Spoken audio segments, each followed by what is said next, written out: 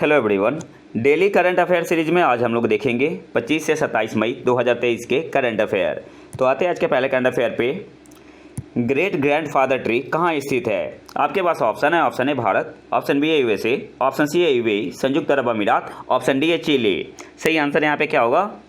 Option D आपका यहाँ पे सही आंसर हो जाएगा, चिली। ग्रेट ग्रैंडफादर ट्री कहाँ स्थित है? तो ऑप्शन डी आपका यहाँ पे सही आंसर हो जाएगा, chilli.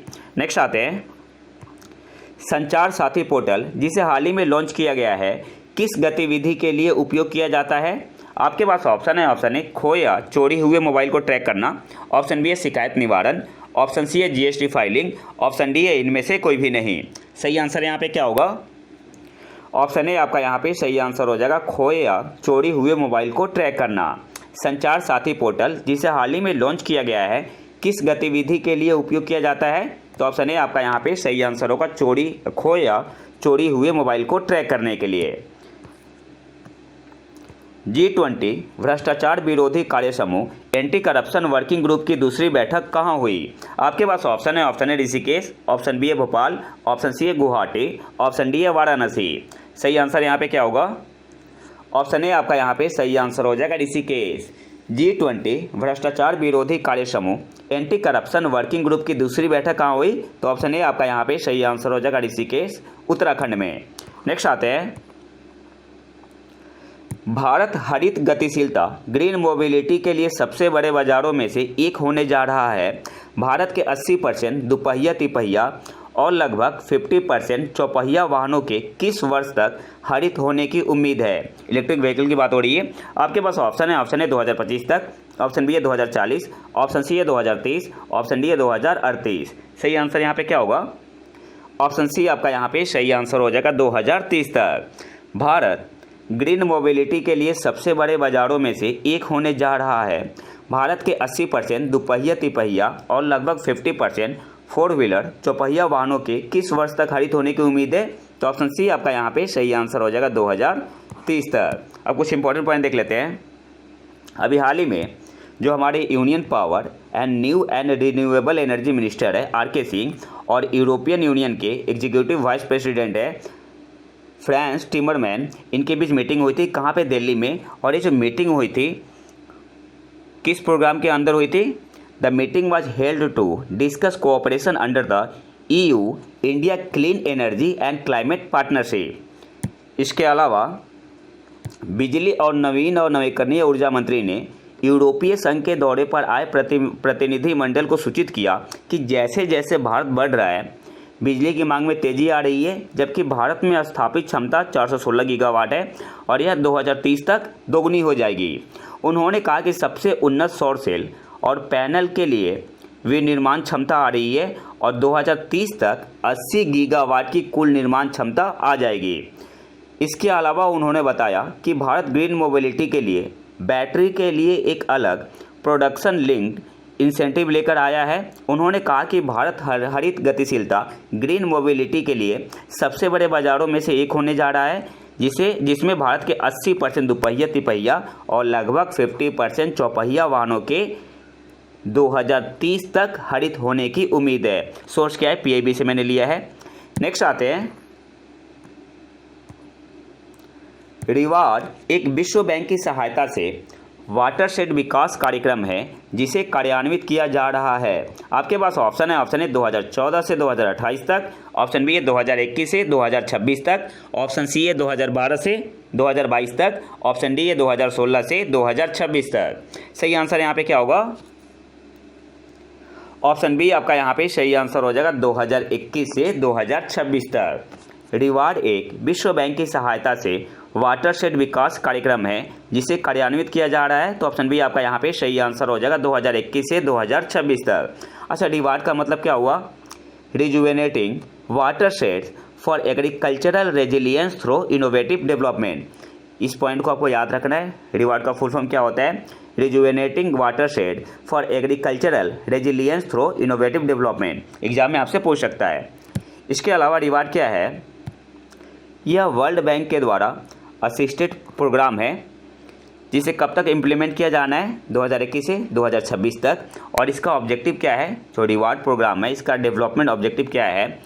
strengthen capacity of national and state institution to adopt improved watershed management for increasing farmer resilience and support value chain in selected watershed of participating state। इसके अलावा आपको याद रखना है इसे इम्प्लीमेंट कहाँ पे किया जाएगा। The programme is being implemented to introduce modern watershed practice in the Department of Land Resources, in the Ministry of Rural Development and in the state of Karnataka and Odisha। तो इसे implement कहाँ पे किया जाएगा। In the department of land resources in the ministry of rural development and in the state of Karnataka and Orissa.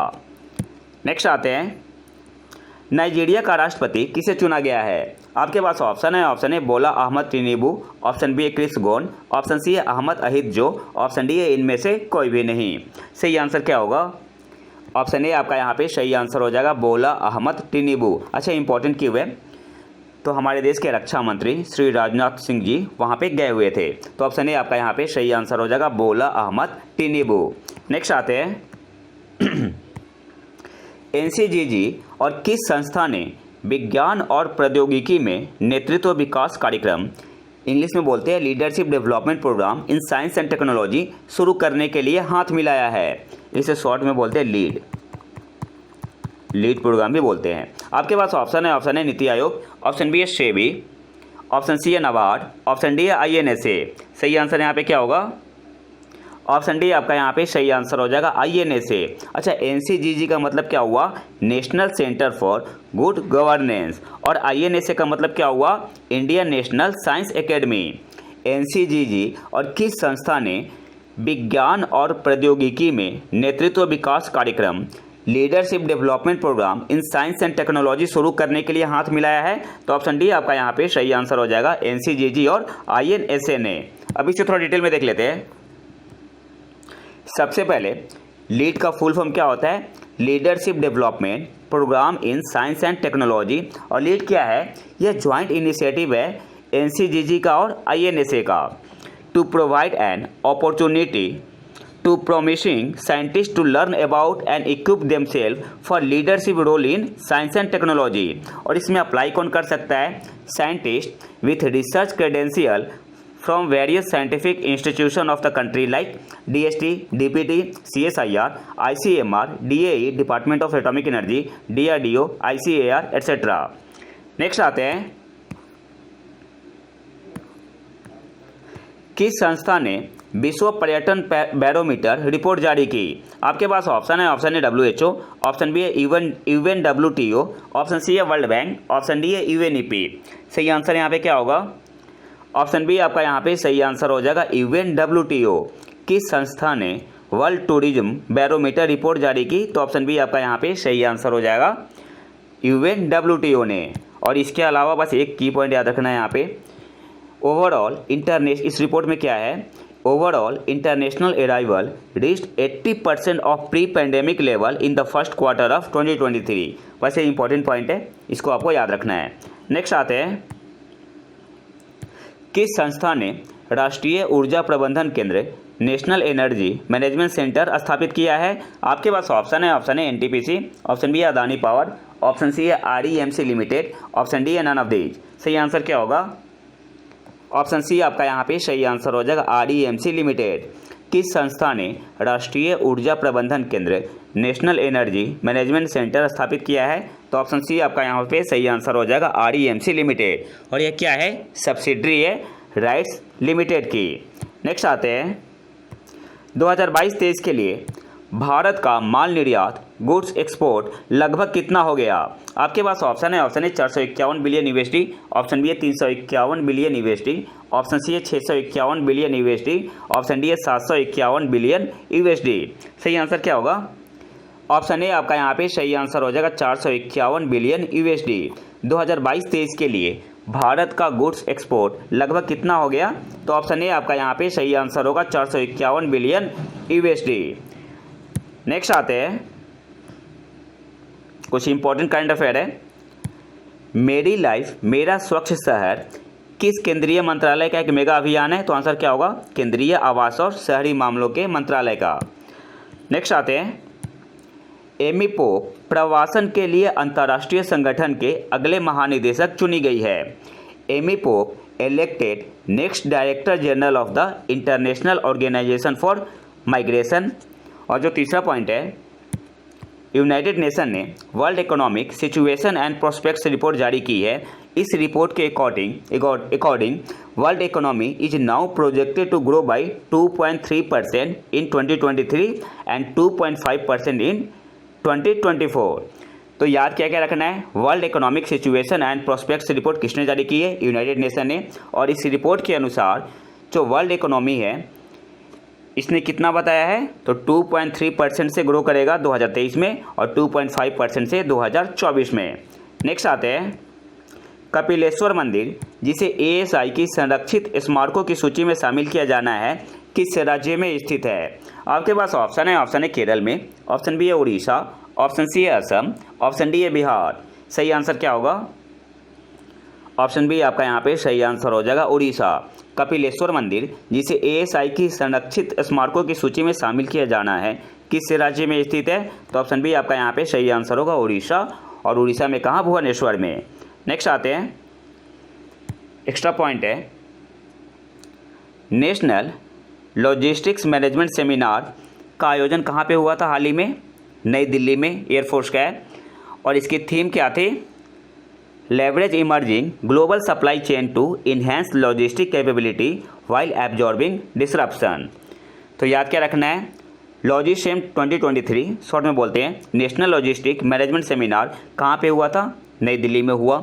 ये Indian air force का है और इसकी थीम क्या थी, leverage emerging global supply chain to enhance logistic capability while absorbing disruption. Next आते हैं, international day of family कब मनाते हैं, 15 मई को। और 2023 की इसकी थीम क्या थी, demographic trends and family. International day of family 2023 कब मनाया गया, कब ऑब्जर्व किया गया, 15 मई को। और इसकी थीम क्या थी, demographic trends and families. Next आते हैं, हाल ही में किसने 26वीं बार माउंट एवरेस्ट पर चढ़ने वाले दुनिया के दूसरे व्यक्ति बनकर इतिहास रचा है। आपके पास ऑप्शन है भानु शेरपा, ऑप्शन बी है पासंग दावा शेरपा, ऑप्शन सी है महेश देवरे शेरपा, ऑप्शन डी है इनमें से कोई भी नहीं। सही आंसर क्या होगा, ऑप्शन बी आपका यहाँ पे सही आंसर हो जाएगा, पासंग दावा शेरपा। हाल ही में किसने 26वीं बार माउंट एवरेस्ट पर चढ़ने वाले दुनिया के दूसरे व्यक्ति बनकर इतिहास रचा है, तो ऑप्शन बी आपका यहाँ पे सही आंसर हो जाएगा, पासंग दावा शेरपा। और पहले कौन थे, कामेरीता शेरपा, पहले कौन थे, कामेरीता शेरपा। नेक्स्ट आते हैं, उत्साह पोर्टल और POP पोर्टल किसने लॉन्च किया, इंपॉर्टेंट क्वेश्चन है।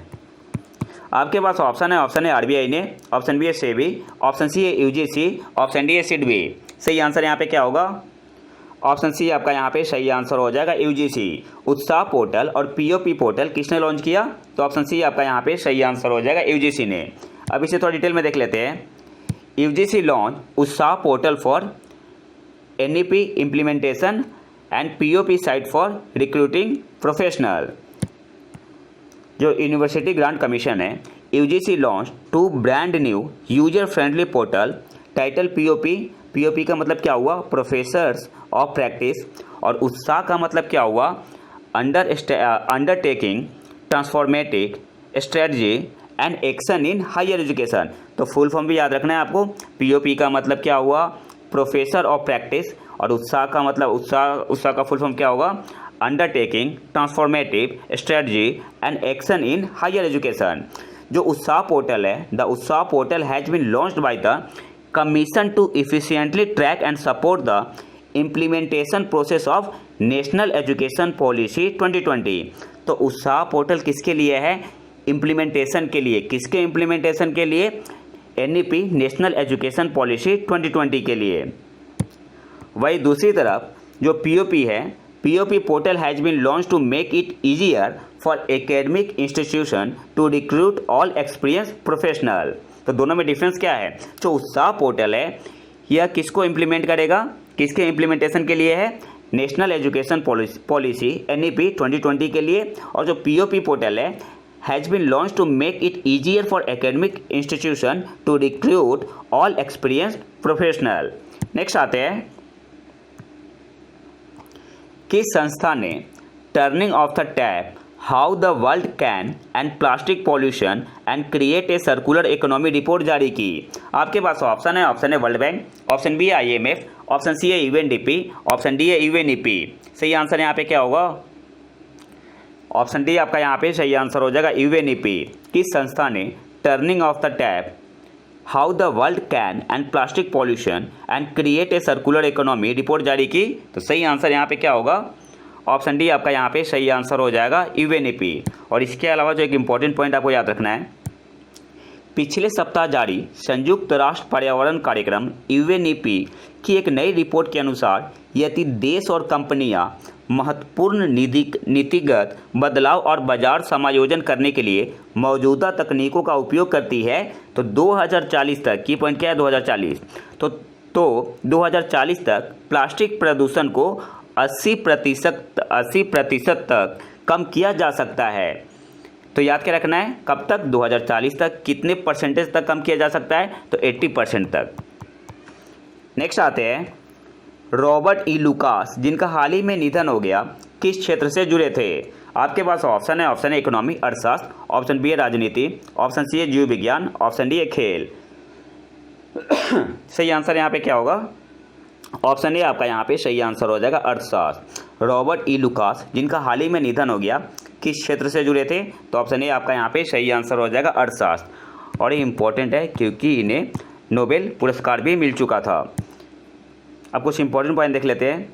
रॉबर्ट ई लुकास को नोबेल प्राइज कौन से साल मिला था? 1995 में। इकोनॉमिक्स में किस चीज़ के लिए? For developing and applying the hypothesis of rational expectation.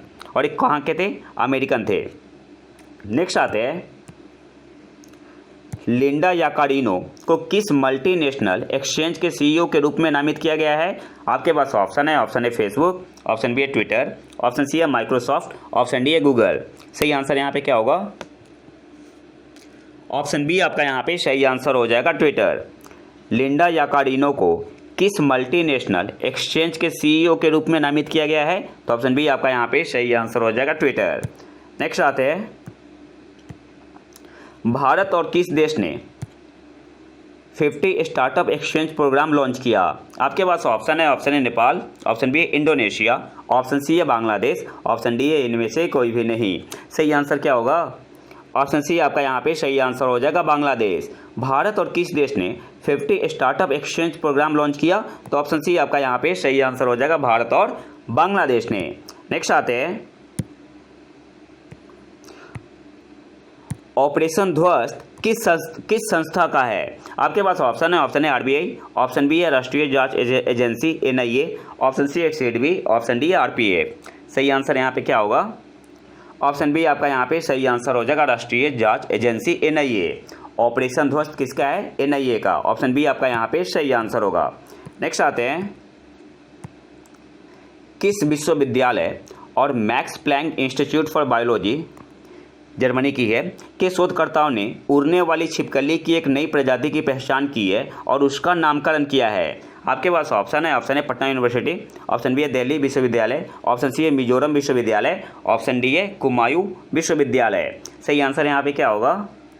Option C आपका यहाँ पे सही आंसर हो जाएगा, मिजोरम यूनिवर्सिटी, मिजोरम विश्वविद्यालय। किस विश्वविद्यालय और Max Planck Institute for Biology के शोधकर्ताओं ने उड़ने वाली छिपकली की एक नई प्रजाति की पहचान की और उसका नामकरण किया है? सही आंसर यहाँ पे क्या होगा? ऑप्शन सी आपका यहाँ पे सही आंसर हो जाएगा, मिजोरम विश्वविद्यालय। और नाम क्या रखा है? नाम रखा है मिजोरमेंसिस। नेक्स्ट आते हैं, खबरों में रहा नवेगांव नागजीरा टाइगर रिजर्व किस राज्य या केंद्र शासित प्रदेश में स्थित है? आपके पास ऑप्शन है, ऑप्शन है तेलंगाना, ऑप्शन बी है महाराष्ट्र, ऑप्शन सी है उड़ीसा, ऑप्शन डी है बिहार। सही आंसर क्या होगा? ऑप्शन बी आपका यहाँ पे सही आंसर हो जाएगा, महाराष्ट्र। खबरों में रहा नवेगांव नागजीरा टाइगर रिजर्व किस राज्य में स्थित है? तो ऑप्शन बी आपका यहाँ पे सही आंसर हो जाएगा, महाराष्ट्र में। अगला हमारा टॉपिक है जिसमें हम लोग स्टैटिक एमसीक्यू देखते हैं, जिसका संबंध होता है करंट अफेयर से और कुछ करंट अफेयर भी होते हैं। तो आते हैं पहले क्वेश्चन पे। क्वेश्चन है, सेंट्रल विस्टा कॉम्प्लेक्स के संदर्भ में निम्नलिखित में से कौन सा कथन सही है। पहला स्टेटमेंट है परिसर में केवल संसद भवन शामिल है। दूसरा है लुटियंस और बेकर को तत्कालीन ब्रिटिश सरकार के प्रशासनिक कामकाज को सुव्यवस्थित करने के लिए सेंट्रल विस्टा कॉम्प्लेक्स को डिजाइन करने के लिए नियुक्त किया गया था। तीसरा है इसमें नॉर्थ और साउथ ब्लॉक शामिल नहीं है। आपको बताना है कि कौन से स्टेटमेंट सही है। आपके पास ऑप्शन है 1 and 2 ओनली, ऑप्शन बी है 2 ओनली, ऑप्शन सी है 3 ओनली, ऑप्शन डी है 2 and 3 ओनली। अब आते हैं स्टेटमेंट पे।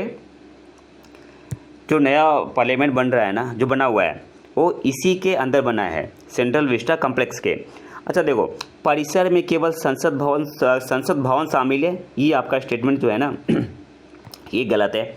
लुटियंस और बेकर को तत्कालीन ब्रिटिश सरकार के प्रशासनिक कामकाज को सुव्यवस्थित करने के लिए सेंट्रल विस्टा कॉम्प्लेक्स को डिजाइन करने के लिए नियुक्त किया गया था, तो सेकंड आपका सही है। तीसरा क्या है, इसमें नॉर्थ और साउथ ब्लॉक शामिल नहीं है, तो तीसरा स्टेटमेंट भी गलत है। तो सही कौन सा है, ओनली 2। तो कौन सा ऑप्शन सही होगा, ऑप्शन बी आपका यहाँ पे सही आंसर हो जाएगा, 2 ओनली। अभी से थोड़ा डिटेल में देखते हैं। सेंट्रल विस्टा कॉम्प्लेक्स राष्ट्र के लिए प्रशासन का केंद्र है और इसमें भारत सरकार के कुशल कामकाज के लिए आवश्यक सभी सुविधाएं हैं। लुटियंस और बेकर को तत्कालीन ब्रिटिश सरकार के प्रशासनिक कामकाज को सुव्यवस्थित करने के लिए सेंट्रल विस्टा कॉम्प्लेक्स को डिजाइन करने के लिए नियुक्त किया गया था और इसका उद्घाटन कौन से साल में हुआ था, 1931 में। और इसमें क्या क्या है, तो इसमें राष्ट्रपति भवन, संसद भवन, उत्तर और दक्षिण ब्लॉक और रिकॉर्ड कार्यालय शामिल है, जिसे बाद में राष्ट्रीय अभिलेखागार का नाम दिया गया। तो जो पहला स्टेटमेंट था ये गलत है। इसमें यहाँ क्या मेंशन था, परिसर में केवल संसद भवन शामिल है, इसलिए गलत था। सेकेंड आपका बिल्कुल सही है, इसमें नॉर्थ और साउथ ब्लॉक शामिल नहीं है, लेकिन नॉर्थ और साउथ ब्लॉक शामिल है, इसलिए पहला और तीसरा आपका स्टेटमेंट गलत था। अगले क्वेश्चन पे आते हैं। निम्न पर विचार करें। शक्ति का विभाजन, सेपरेशन ऑफ पावर। दूसरा है राष्ट्र की एकता और अखंडता। संविधान का संघीय चरित्र, फेडरल कैरेक्टर।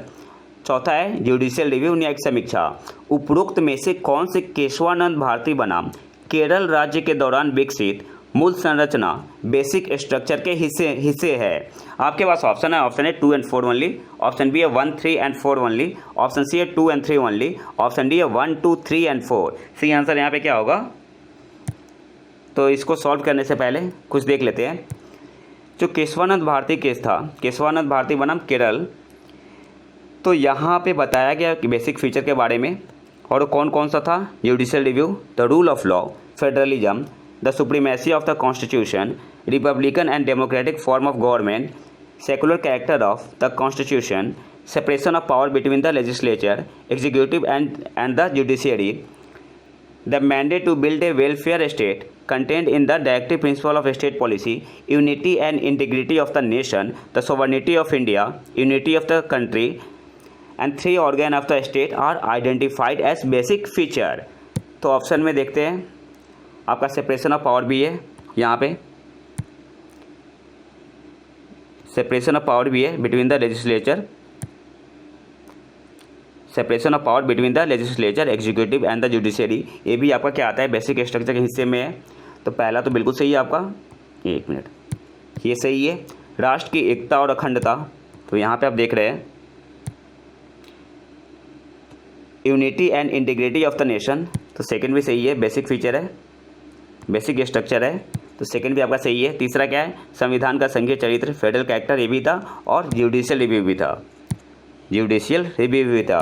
तो सही आंसर यहाँ पे क्या होगा, चारों सही है ना, तो ऑप्शन डी आपका यहाँ पे सही आंसर हो जाएगा, 1, 2, 3 and 4। मैं PDF मैंने डाल दिया अपने टेलीग्राम चैनल पे, प्रतीक IQ नाम है टेलीग्राम चैनल का, आप वहाँ से ले सकते हैं PDF। नेक्स्ट आते हैं, निम्नलिखित में से कौन से द्वीप राष्ट्र, आइलैंड नेशन, प्रशांत द्वीप देशों, पैसिफिक आइलैंड कंट्री का हिस्सा है। फिजी, सोलोमन द्वीप, वनुआतु, तुवालू, सेशेल्स, फॉकलैंड द्वीप। नीचे दिए गए कोड का प्रयोग कर सही उत्तर चुनिए।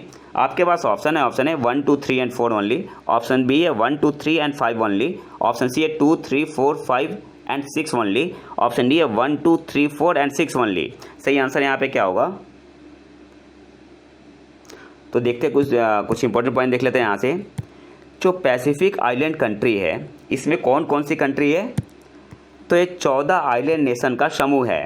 The Pacific island country is a cluster of 14 island nation. 14 island nation का क्या है? एक समूह है। और कौन कौन से आइलैंड है? Cook Island, Fiji, Kiribati, Marshall Island, Micronesia, Nauru, New Samoa, Solomon Island, Palau, Papua New Guinea, Tonga, Tuvalu and Vanuatu. अच्छा, न्यूज़ में क्यों है? तो हाल ही में प्रधानमंत्री ने जो दौरा किया था 3 देशों का, एक तो पपुआ न्यू गिनी, ऑस्ट्रेलिया और जापान का, इसलिए करेंट अफेयर में पूछ सकते हैं एग्जाम में। तो यहाँ पे सही आंसर क्या होगा? देखो, फिजी तो है ही, हाँ फिजी है, सोलोमन द्वीप भी है, और वनुआतू भी है, तुवालू भी है, सेशेल्स और फॉकलैंड द्वीप नहीं है। तो जिस ऑप्शन में 5 और 6 हो ना, तो आंसर नहीं होगा। ऑप्शन बी पे आते हैं 5 है, नहीं होगा। यहाँ पे 6 है, नहीं होगा। यहाँ पे 5 एंड 6 दोनों है, बिल्कुल नहीं होगा। बचा क्या? Option A 1, 2, 3 and 4, Fiji, Solomon द्वीप, वनुआतू और तुवालू। तो ऑप्शन ए आपका यहाँ पे सही आंसर होगा। नेक्स्ट आते हैं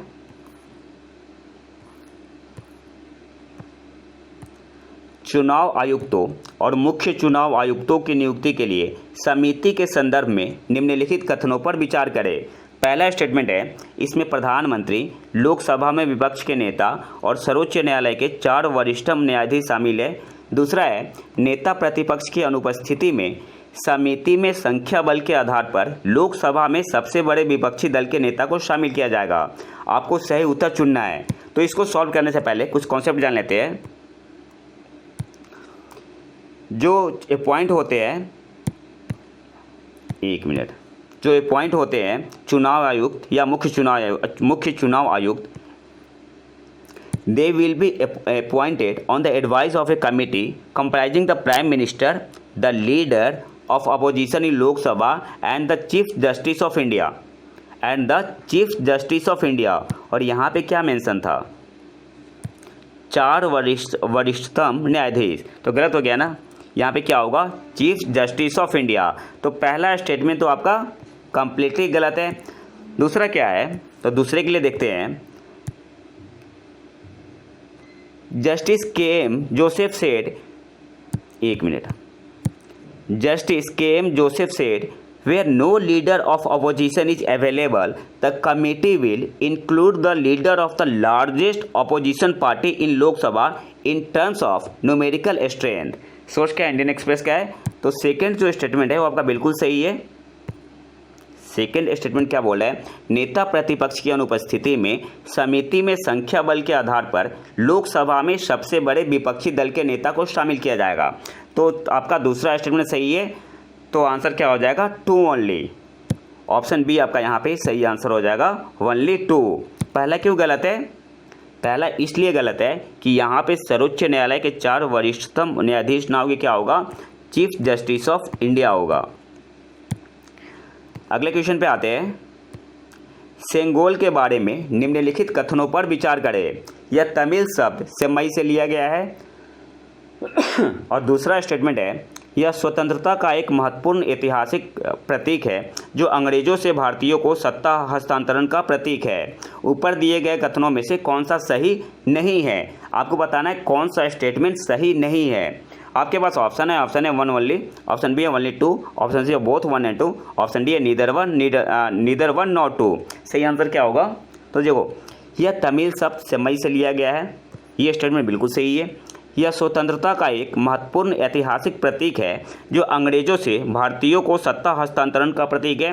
तो सेकंड स्टेटमेंट भी सही है। और पूछ क्या रहा है, कौन सा सही नहीं है? तो ऑप्शन डी आपका यहाँ पे सही आंसर होगा, नीदर वन नॉट 2, क्योंकि दोनों स्टेटमेंट आपका बिल्कुल सही है। सेंगोल तमिल शब्द सेमई से लिया गया है जिसका अर्थ क्या होता है? धार्मिकता। यह स्वतंत्रता का एक महत्वपूर्ण ऐतिहासिक प्रतीक है जो अंग्रेजों से भारतीयों को सत्ता हस्तांतरण का प्रतीक है। पंडित जवाहरलाल नेहरू ने 14 अगस्त 1947 की रात लगभग 10:45 बजे तमिलनाडु के अधिनाम के माध्यम से सेंगोल को स्वीकार कर लिया। यह अंग्रेजों से हमारे देश के लोगों के लिए सत्ता के हस्तांतरण का संकेत था। नेक्स्ट आते हैं, आकूस साझेदारी के संदर्भ में निम्नलिखित कथनों पर विचार कीजिए। पहला स्टेटमेंट है, यह प्रशांत क्षेत्र पैसिफिक रीजन में परमाणु ऊर्जा से चलने वाली पनडुब्बियों को तैनात करने के लिए ऑस्ट्रेलिया, कुवैत और सिंगापुर के बीच एक साझेदारी है। दूसरा क्या है, साझेदारी का उद्देश्य हिंद प्रशांत क्षेत्र में चीन की महत्वाकांक्षाओं का मुकाबला करना है। आपको बताना है दोनों में से कौन सा स्टेटमेंट सही है। आपके पास ऑप्शन है ओनली 1, ऑप्शन बी है ओनली 2, ऑप्शन सी है बोथ 1 and 2, ऑप्शन डी है नीदर 1 नॉट 2। सही आंसर यहाँ पे क्या होगा? तो देखो पहला स्टेटमेंट तो आपका बिल्कुल गलत है, क्योंकि जो आकूस है ना, यह ऑस्ट्रेलिया, ब्रिटेन और अमेरिका के बीच एक रक्षा सौदा है। जो आकूस पार्टनरशिप है यह ऑस्ट्रेलिया, ब्रिटेन और अमेरिका के बीच एक रक्षा सौदा है। तो कुवैत भी गलत है, सिंगापुर गलत है, यहाँ पे क्या होगा? ऑस्ट्रेलिया होगा, ब्रिटेन होगा और अमेरिका होगा। तो पहला स्टेटमेंट आपका गलत हो गया। दूसरा क्या है, इस पार्टनरशिप का उद्देश्य हिंद प्रशांत क्षेत्र में चीन की महत्वाकांक्षाओं का मुकाबला करना है। तो सेकेंड स्टेटमेंट आपका बिल्कुल सही है। तो ऑप्शन बी आपका यहाँ पे सही आंसर होगा, ओनली 2। नेक्स्ट आते हैं, बैटकेन क्षेत्र हाल ही में स्थानीय समुदायों द्वारा हिंसक टकराव के कारण चर्चा में था। यह किस देश में स्थित है या कहाँ स्थित है? आपके पास ऑप्शन है किर्गिस्तान, ऑप्शन बी है तजाकिस्तान, ऑप्शन सी है उज्बेकिस्तान, ऑप्शन डी है कजाकिस्तान। सही आंसर क्या होगा? ऑप्शन ए आपका यहाँ पे सही आंसर हो जाएगा, किर्गिस्तान। बैटकेन क्षेत्र हाल ही में स्थानीय समुदायों द्वारा हिंसक टकराव के कारण चर्चा में था। यह कहाँ स्थित है या किस देश में स्थित है? तो ऑप्शन ए आपका यहाँ पे सही आंसर हो जाएगा, किर्गिस्तान। नेक्स्ट आते हैं, निम्न पर विचार करें। Lake Huron, Lake Superior, Lake Michigan, Lake Ontario और लेक एरी। आपको बताना है इन झीलों का पश्चिम से पूर्व की ओर सही कालानुक्रम क्या है। आपको बताना है क्या, वेस्ट टू ईस्ट अरेंज करना है। आपके पास ऑप्शन है 2 1 3 5 4, ऑप्शन बी है 3 4 2 1 5, ऑप्शन सी है 1 2 3 4 5, ऑप्शन डी है 2 3 1 5 4। सही आंसर यहाँ पे क्या होगा? तो पहले देख लेते हैं ये न्यूज़ में क्यों है। उत्तरी अमेरिका की 5 महान झीलों में से एक ह्यूरोन झील के जल रसायन विज्ञान में रुझान का पता लगाने के लिए वैज्ञानिक एक सेंसर नेटवर्क का निर्माण कर रहे हैं। किस झील में? ह्यूरोन झील में। इसलिए करंट अफेयर में बना हुआ है। और जो ह्यूरोन झील है यह सुपीरियर झील और विक्टोरिया झील के बाद ह्यूरोन झील दुनिया की तीसरी सबसे बड़ी ताजे पानी की झील है। जो ह्यूरोन झील है, ह्यूरोन लेक है, यह सुपीरियर झील और विक्टोरिया लेक के बाद दुनिया की तीसरी सबसे बड़ी ताजे पानी की झील है। अच्छा, वेस्ट टू ईस्ट में सबसे पहले कौन आता है?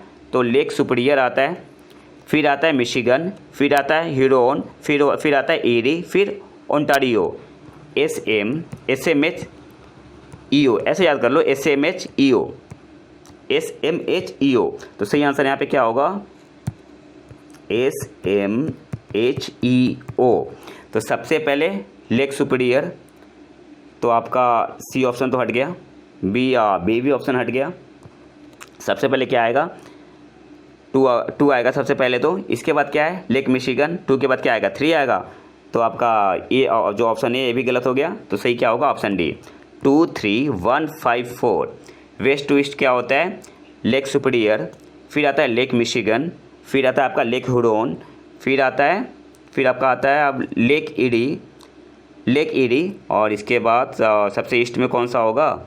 सबसे ईस्ट में होगा आपका लेक ओंटारियो। सबसे ईस्ट में होगा लेक ओंटारियो। यहाँ से आप स्क्रीनशॉट ले सकते हैं। अगले क्वेश्चन पे आते हैं, निम्नलिखित में से कौन सा राज्य भारत के संविधान की 6ठी अनुसूची में शामिल नहीं है? तो सबसे पहले तो जान लेते हैं कि 6th शेड्यूल में कौन से स्टेट शामिल है? असम, मेघालय, मिजोरम में 3 काउंसिल और त्रिपुरा।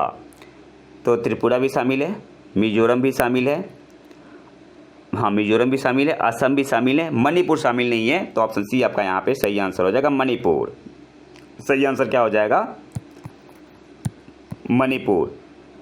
6ठी अनुसूची में कौन से राज्य शामिल है? असम, मेघालय, मिजोरम और त्रिपुरा। मणिपुर शामिल नहीं है, तो ऑप्शन सी आपका यहाँ पे सही आंसर होगा। और आज के आखिरी क्वेश्चन पे आते हैं। और हाँ, चैनल को सब्सक्राइब जरूर कर ले, काफ़ी मेहनत करता हूँ मैं।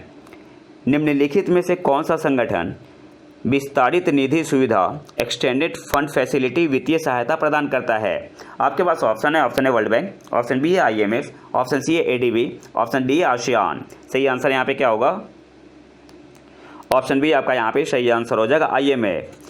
निम्नलिखित में से कौन सा संगठन एक्सटेंडेड फंड फैसिलिटी वित्तीय सहायता प्रदान करता है? तो ऑप्शन बी आपका यहाँ पे सही आंसर हो जाएगा, IMF। और इंग्लिश में क्यों है? तो श्रीलंका ने अपने इतिहास के सबसे खराब आर्थिक संकट से निपटने के लिए अंतर्राष्ट्रीय मुद्रा कोष की 2.9 बिलियन USD की विस्तारित निधि सुविधा के लिए अर्हता प्राप्त की। किस देश ने? श्रीलंका ने। तो ये तो था हमारा आज का लेक्चर। अगर आपको इसका PDF चाहिए तो आप हमारे टेलीग्राम चैनल प्रतीक IQ को ज्वाइन कर सकते हैं। और अगर वीडियो पसंद है तो वीडियो को लाइक करें और चैनल को सब्सक्राइब जरूर कर लें। मिलते हैं नए वीडियो में नए टॉपिक के साथ। तब तक के लिए नमस्कार, जय हिंद।